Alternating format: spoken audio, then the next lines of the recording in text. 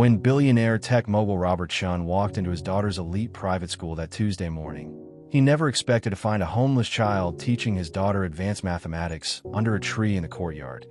What he discovered next would shatter everything he thought he knew about privilege, family, and the power of human connection. Before we dive in, make sure to subscribe, give this video a like, and tell us in the comments where in the world you're tuning in from. Now let's begin. The morning began like countless others for 7-year-old Lily.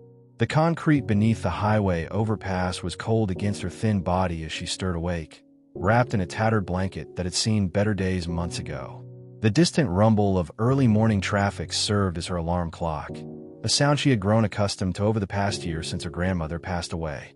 With practiced efficiency, she folded her blanket and stuffed it into a worn backpack along with her most precious possessions. A collection of damaged textbooks she had rescued from dumpsters behind schools, pencil stubs she had found on sidewalks, and sheets of paper with writing on only one side that she carefully preserved for her studies. Lily's stomach cramped with hunger, but she ignored it. She had learned that dwelling on discomfort only made survival harder. Instead, she pulled out half a stale donut from her backpack, a gift from a kind bakery worker the previous evening, and ate it slowly, savoring each bite. Food was precious, and she had learned to make every morsel last. The city was beginning to wake up around her as she made her way through familiar streets toward Greenwood Academy, the most prestigious private school in the district. Her bare feet moved silently across the pavement, avoiding broken glass and puddles with the skill of someone who had navigated these streets for months. She knew every shortcut, every safe alley, every place where she could find discarded treasures that might aid in her education. Greenwood Academy stood behind tall, iron gates like a fortress of privilege. The manicured lawns, the pristine brick buildings, and the sense of order and prosperity that emanated from within had captivated Lily from her first glimpse months ago. She had discovered her observation post behind a cluster of oak trees near the back fence, where she could watch the daily routines of the students without being noticed. Every morning, she witnessed the same ritual. Expensive cars would pull up to the circular drive, depositing children in crisp uniforms who carried colorful backpacks and lunchboxes. Parents would kiss them goodbye, teachers would greet them with warm smiles, and the children would disappear into classrooms filled with books, computers, and every educational resource Lily could imagine. She watched with the intensity of a scholar studying a foreign culture, absorbing every detail of this world that seemed to exist in a different dimension from her own reality. What fascinated Lily most was not the material wealth she observed, but the learning that took place within those walls. Through partially open windows, she could sometimes hear fragments of lessons, math problems being solved on whiteboards, stories being read aloud, children asking questions and receiving patient answers. These glimpses into formal education filled her with a longing so intense it was almost physical pain. But Lily was not content to merely observe. In the quiet hours when the school was empty, she had discovered gaps in the fence large enough for her small frame to slip through. She would explore the courtyards, examining discarded worksheets, reading bulletin boards, and sitting in the outdoor classrooms to imagine what it would feel like to belong there. It was during one of these explorations that she first encountered Isabella Chun. The 8-year-old daughter of tech mogul Robert Chun sat alone on a bench in the courtyard, tears streaming down her face as she stared at a math worksheet with growing frustration. "I hate fractions," Isabella muttered to herself, crumpling up her paper. "I'll never understand this stupid math." Lily watched from behind a nearby tree, recognizing the expression of defeat she had seen in her own reflection countless times when facing seemingly impossible challenges. But unlike Isabella, Lily had taught herself to push through that frustration. She had learned fractions from a discarded 4th-grade textbook, spending weeks working through problems with nothing but determination and imagination. Unable to watch another child struggle with something she could help with, Lily stepped out from her hiding place. "Fractions aren't stupid," she said quietly, approaching the bench with careful steps. "They're just a different way of looking at whole things." Isabella looked up in surprise, taking in Lily's appearance with wide eyes. The contrast between them was stark. Isabella in her pressed uniform and polished shoes, Lily in her faded dress and bare feet. But there was something in Lily's expression, a quiet confidence and kindness, that made Isabella pause instead of calling for a teacher. "Who are you?" Isabella asked, wiping her tears with the back of her hand. "I've never seen you in our class." "I'm Lily," she replied simply. "I don't go to school here, but I know about fractions. Would you like me to show you?" What followed was the most natural teaching session either girl had ever experienced. Lily sat beside Isabella on the bench and picked up the crumpled worksheet, smoothing it out with careful hands. "See this problem?" Lily pointed to one of the fractions. 3/4 plus 1/4. Think of it like pizza slices. She found a fallen leaf and tore it into 4 equal pieces. "This is your whole pizza, cut into 4 slices. If you eat 3 slices," she showed 3 pieces, "and your friend eats 1 slice," she added the 4th piece. "How many slices did you eat altogether?" Isabella counted the pieces. 4 slices. The whole pizza. Exactly. So 3/4 plus 1/4 equals 4/4, which is the same as 1 whole pizza. The concept clicked for Isabella in a way that weeks of traditional instruction had failed to achieve. Her face lit up with understanding, and she grabbed another problem to try with Lily's guidance. For the next 20 minutes, the two girls worked through Isabella's homework together. Lily's patient explanations and creative analogies transformed what had seemed impossible into manageable, even enjoyable challenges. By the time the bell rang, signaling the end of recess, Isabella had completed her entire worksheet with confidence. "You're an amazing teacher," Isabella said, looking at Lily with newfound respect. "You explain that better than anyone ever has." Lily felt a warmth in her chest that had nothing to do with the autumn sun. "Thank you. I like helping people learn." As the other children began filing back into the building, Isabella hesitated. "Will you be here tomorrow? I have more math homework, and maybe you could help again." The hopefulness in Isabella's voice touched something deep in Lily's heart. "I'll try," she promised, though she knew the risk of returning to the school grounds daily. "But you should go back to class now. I don't want you to get in trouble." Isabella gathered her books reluctantly. "Thank you, Lily. Really, you saved my math grade." After Isabella disappeared into the building, Lily remained on the bench for a few more minutes, processing what had just happened. For the first time in months, she had felt useful, valued, needed. The sensation was intoxicating and terrifying in equal measure. She had been invisible for so long that being seen, truly seen and appreciated, felt like stepping into sunlight after months in shadow. True to her word, Lily returned the next day, and the day after that. Each afternoon, when Isabella finished her regular classes, she would find excuses to spend time in the courtyard, where Lily would be waiting with patient explanations and creative solutions to whatever academic challenges Isabella faced. Their friendship developed with surprising speed and depth. Isabella, despite her privileged background, was lonely.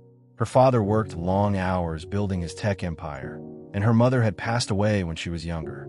The expensive toys and designer clothes couldn't fill the emotional void left by absent parents and superficial friendships with classmates who were more interested in her family's wealth than in her as a person. Lily, meanwhile, was starved for intellectual stimulation and genuine human connection. Teaching Isabella gave her purpose and joy in ways she had never experienced. She found herself looking forward to their sessions with an anticipation that made even the coldest nights under the overpass more bearable. As their secret friendship deepened over several weeks, both girls had more to lose than either fully understood. For Isabella, Lily represented the first genuine connection she had made with another child, someone who valued her mind rather than her father's bank account. The fear of losing this friendship drove her to take increasing risks to protect their meetings, lying to teachers about her whereabouts, and sneaking extra food from the cafeteria to share with her new friend. For Lily, the stakes were even higher. These daily interactions with Isabella had become the anchor of her existence, the bright spot that made survival worthwhile. But more than that, being at the school every day had awakened dreams she had thought were impossible. She had begun to imagine what it would be like to attend real classes, to have access to a library, to learn from qualified teachers. The taste of belonging she experienced during their tutoring sessions made her previous acceptance of homelessness feel unbearable by comparison. The risk of discovery loomed over every meeting. If caught, Lily knew she could face arrest for trespassing, placement in an overcrowded foster system, or worse, complete separation from the only source of hope and purpose she had found. Isabella, too, faced consequences. Her elite school had strict policies about unauthorized visitors, and her father's reputation in the community meant any scandal would be magnified. Yet neither girl could bring themselves to end their friendship. Isabella's grades had improved dramatically under Lily's tutoring, but more importantly, she had found someone who listened to her thoughts and treated her as an equal rather than a privileged child to be indulged. Lily had discovered not just a student, but a friend who genuinely cared about her well-being, who saved portions of her lunch to share, and who asked about her life with real interest and concern. The emotional stakes continued to escalate as autumn turned toward winter. Lily's living situation became increasingly precarious as temperatures dropped. Isabella noticed her friend shivering during their outdoor sessions and began bringing blankets from home, claiming she needed them for outdoor reading time. She also started researching homeless shelters and food banks on her tablet, trying to find resources to help Lily without fully understanding the complex barriers that prevented many homeless individuals from accessing such services. The academic stakes were rising as well.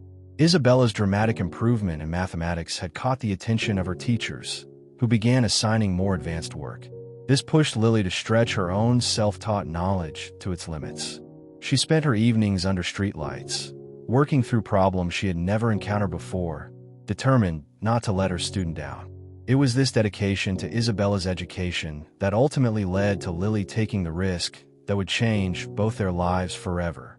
When Isabella mentioned that she had a particularly challenging algebra test coming up, material that was typically taught to much older students, but was part of Greenwood Academy's accelerated curriculum, Lily knew she needed to find more advanced resources. The morning of what would become their discovery, Lily made a decision that went against every survival instinct she had developed. Instead of waiting for the courtyard to empty before slipping through the fence, she arrived early and hid in a supply shed near the main building. She planned to access the library during lunch break when most students were in the cafeteria, hoping to find algebra textbooks that could help her prepare for Isabella's tutorial session. But Robert Shun had chosen that particular Tuesday to make one of his rare visits to his daughter's school. As one of Greenwood Academy's most generous benefactors, he had the freedom to arrive unannounced, something he did perhaps 3 times a year when his demanding schedule allowed.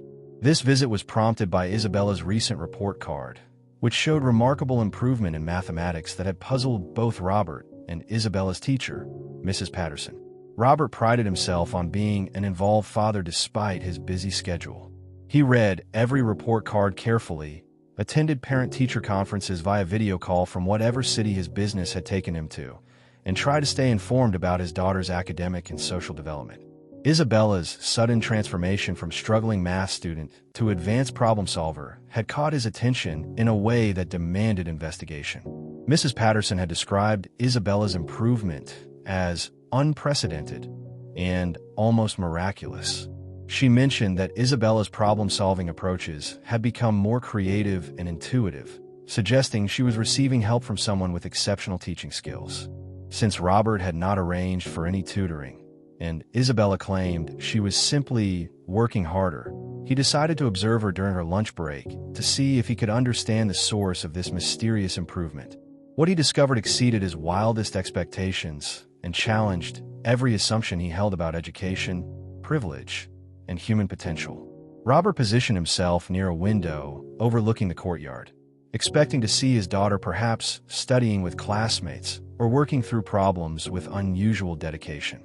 Instead, he witnessed a scene that seemed to exist outside the normal order of his carefully structured world. A small girl, in obviously secondhand clothes, sat on a bench with Isabella, surrounded by makeshift teaching materials. Fallen leaves arranged to demonstrate mathematical concepts, sticks arranged in geometric patterns, and what appeared to be complex equations drawn in the dirt with a small branch. But it wasn't the materials that captured Robert's attention. It was the quality of the instruction he observed. The unknown girl explained concepts with a clarity and creativity that rivaled the best educators Robert had encountered. She adapted her teaching style instantly when she noticed Isabella's confusion, finding new analogies and approaches until understanding dawned on his daughter's face. More remarkably, She demonstrated a depth of mathematical knowledge that seemed impossible for someone her age. Robert found himself leaning closer to the window, straining to hear the conversation. He caught fragments of the lesson, explanations of algebraic concepts that some high school students struggled with, delivered with the patience of an experienced teacher and the imagination of someone who had learned to see mathematical relationships in the world around her. When Isabella solved a particularly challenging equation and looked up at her tutor with pride and gratitude, Robert felt something shift in his chest. He had never seen his daughter so engaged, so intellectually alive.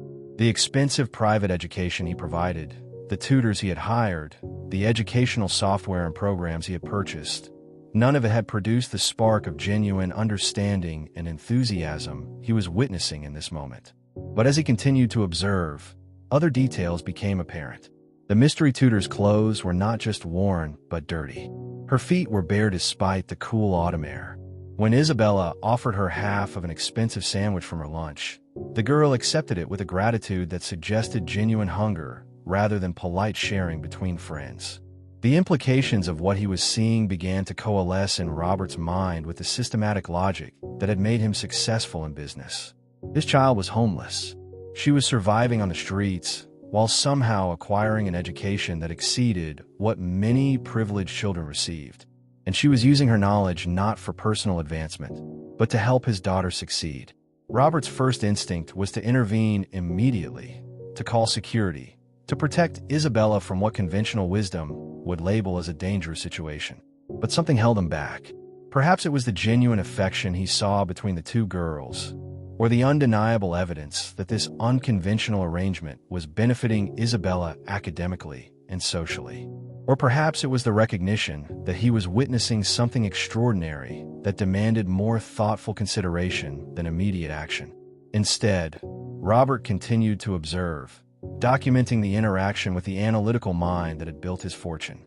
He watched as the homeless girl patiently worked through problem after problem with Isabella, celebrated her successes, and gently guided her through mistakes. He saw Isabella laugh more genuinely than she had in months, her usual reserve replaced by animated engagement with the mathematical concepts. When the lunch period ended and Isabella reluctantly gathered her books to return to class, Robert saw his daughter hug the other girl goodbye, a spontaneous gesture of affection that spoke to a bond far deeper than a simple tutoring arrangement. He watched as the mystery girl quickly gathered her makeshift teaching materials and disappeared through what must have been a gap in the school's perimeter fencing. Robert remained at the window long after both girls had gone, processing what he had witnessed. His daughter was receiving what appeared to be exceptional educational support from a homeless child who had somehow taught herself advanced mathematics. The situation defied every category he used to organize his understanding of the world. That evening, Robert did something he had not done in months. He cleared his schedule and went home early to have dinner with Isabella. He wanted to understand the relationship he had observed without immediately revealing what he had seen. "Tell me about your math homework," he said as they sat down to eat. "Mrs. Patterson mentioned you've been doing exceptionally well lately." Isabella's eyes lit up in a way Robert had not seen since her mother's death. "It's amazing, Dad. I finally understand how numbers work together. It's like seeing patterns that were always there, but I just couldn't see them before." "That's wonderful," Robert said carefully. "Have you been getting help from someone?" The question caused Isabella to hesitate, her expression becoming guarded. "I've just been working harder," she said, echoing the explanation she had given to her teacher. Robert recognized the evasion, but chose not to press immediately. Instead, he asked about her favorite subjects, her friends, her daily routine at school. Gradually, Isabella relaxed and began sharing more details about her academic life. She mentioned spending more time in the courtyard during lunch, developing a new appreciation for outdoor learning, and feeling more confident about challenging mathematical concepts. What struck Robert most was the change in his daughter's demeanor.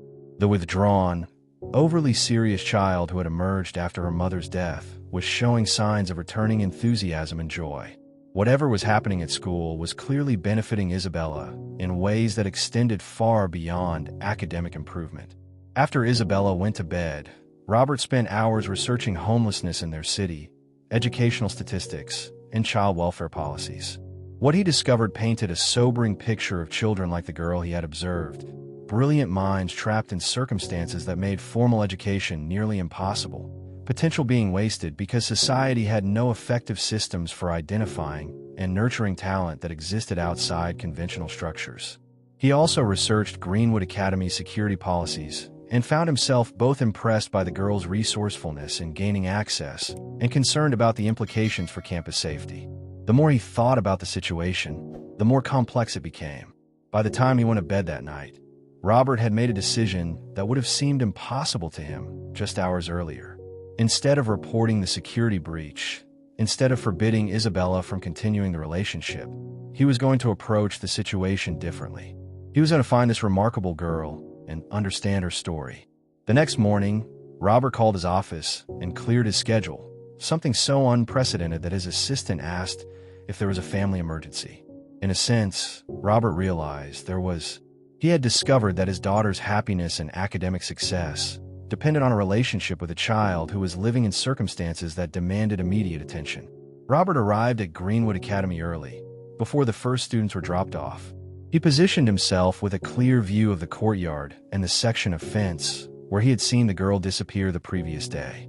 His plan was simple: observe her arrival, approach her carefully, and begin a conversation that might lead to a solution that served everyone's best interests. But the morning passed without any sign of the mysterious tutor. Robert saw Isabella arrive and immediately head to the courtyard, clearly looking for someone who was not there. His daughter's disappointment was visible even from his distant observation point. She sat on the bench where she and her friend usually met, checking her watch repeatedly and scanning the area with increasing concern. When the bell rang for first period, Isabella reluctantly gathered her books and headed to class, but not before leaving something small on the bench, what appeared to be half of her breakfast pastry, carefully wrapped. Robert felt a growing sense of urgency. The girl's absence could mean many things, most of them concerning. Had she been discovered by other school security and scared away? Had something happened to her on the streets? Was she avoiding the school for reasons he could not anticipate?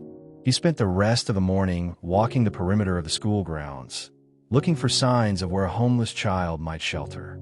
His search took him through alleys he had never noticed despite driving past them daily for years, past building sites and abandoned lots that existed in the shadows of his prosperous community.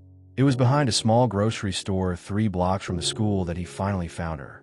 Lily was curled up in a narrow space between a dumpster and the building's wall, using her backpack as a pillow and her thin blanket as inadequate protection against the cool morning air. Even in sleep, her face carried the alertness of someone accustomed to danger. Robert approached slowly, not wanting to startle her awake. But as he got closer, he could see that she was not sleeping peacefully. She was shivering, and her breathing had the shallow quality that suggested illness. Her clothes, which had appeared merely worn from a distance, were revealed to be inadequate for the dropping temperatures that had characterized the past week. "Excuse me," Robert said softly when he was close enough to be heard. "Are you all right?" Lily's eyes opened immediately, wide with the instant alertness of someone accustomed to threats. She sat up quickly, pressing herself against the wall as she took in Robert's appearance. His expensive suit, his polished shoes, his obvious prosperity marking him as someone from a different world entirely. "I'm not doing anything wrong," she said quickly, her voice hoarse with what might have been the beginnings of a cold. "I'll move if this is private property." "No, you don't need to move," Robert said, crouching down to reduce the physical intimidation of his height advantage. "I want to talk to you. My name is Robert Shun." Recognition flickered in Lily's eyes at the mention of his name. "You're Isabella's father," she said, and Robert was struck by the immediate concern that appeared in her expression. "Is she all right? She wasn't in trouble because of me, was she?" The fact that her first concern was for his daughter's welfare, even while facing potential confrontation from an adult authority figure, told Robert more about this child's character than hours of background research could have revealed. "Isabella is fine," he assured her. "Actually, I want to thank you. I've been watching the two of you, and I can see that you've been helping her with her mathematics. Her improvement has been remarkable." Lily's expression became wary. "I haven't hurt anyone or taken anything. I just help with homework. Isabella was having trouble with fractions, and I know how to do them." "I can see that you know much more than fractions," Robert said gently. Yesterday, I observed you teaching algebraic concepts that many high school students struggle with. Where did you learn mathematics at that level? The question seemed to relax Lily slightly, as if she recognized that Robert was genuinely curious rather than accusatory. I find textbooks in dumpsters behind school sometimes, and libraries throw away damaged books. I read them and practice the problems. You taught yourself algebra from discarded textbooks. Lily nodded, pulling her blanket more tightly around her shoulders. And geometry, and some calculus, though that's harder without proper graph paper. I like how math works. The rules are always the same, and if you understand the patterns, you can solve any problem. Robert was quiet for a moment, processing the implications of what she had told him. This child had achieved a level of mathematical education that most privileged students required years of formal instruction to reach, using nothing but discarded materials and extraordinary determination.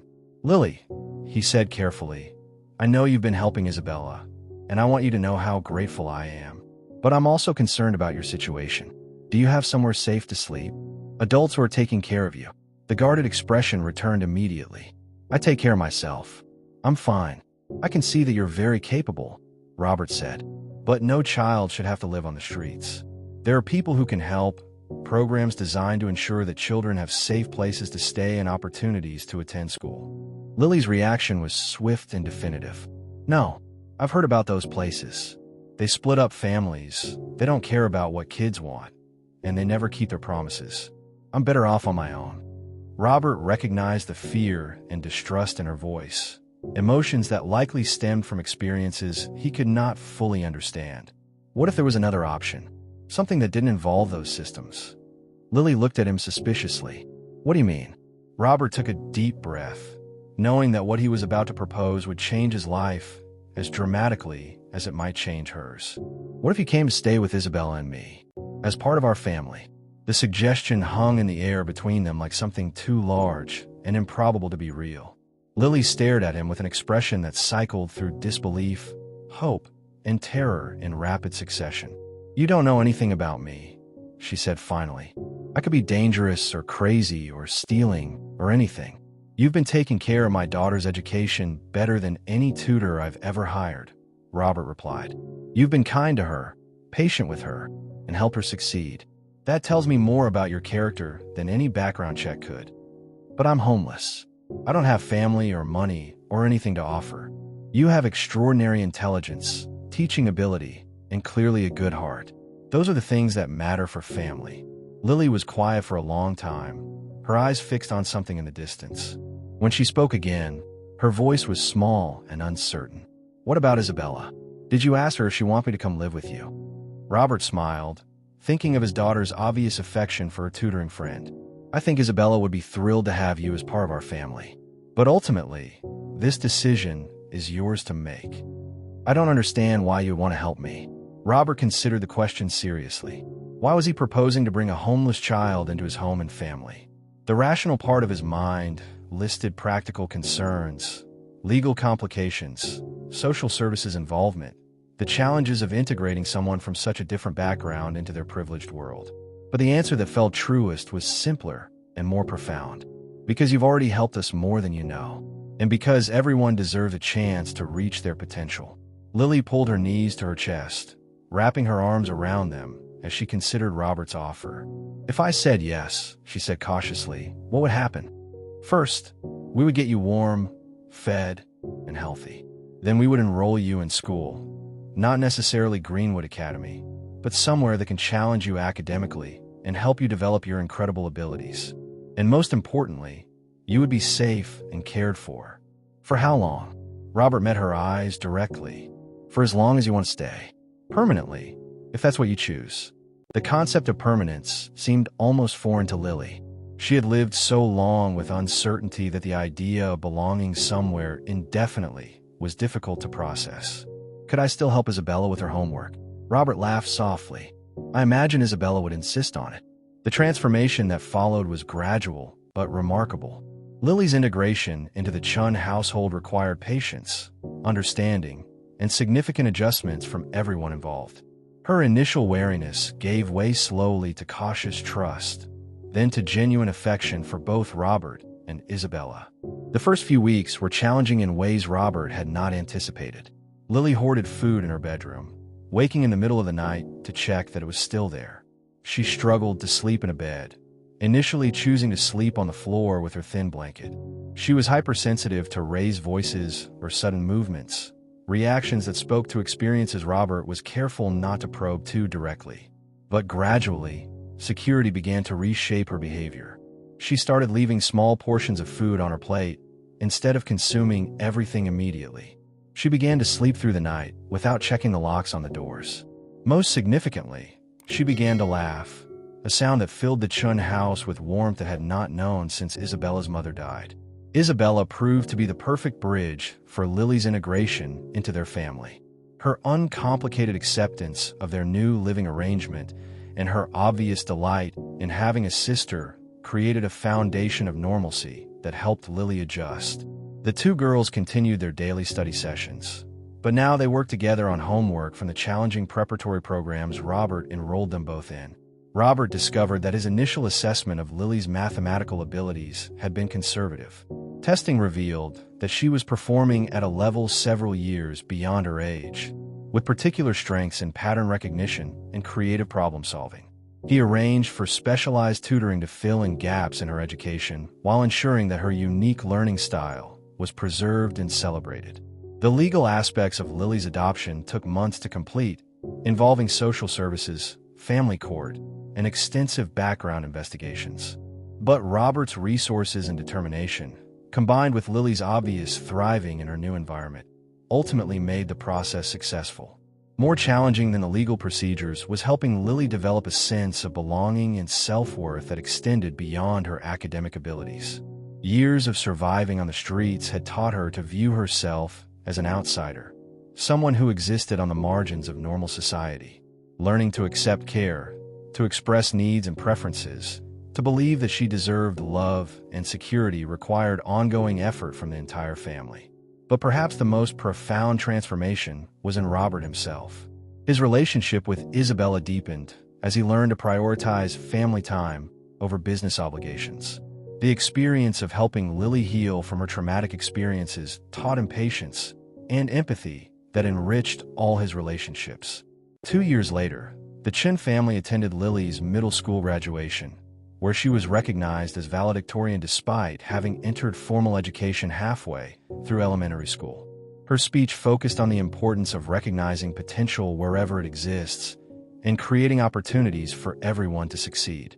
Isabella, now 10 years old, served as student council president at Greenwood Academy, where she had established a tutoring program that paired privileged students with children from underserved communities. The program, inspired by her relationship with Lily, had become a model for similar initiatives at elite schools across the city.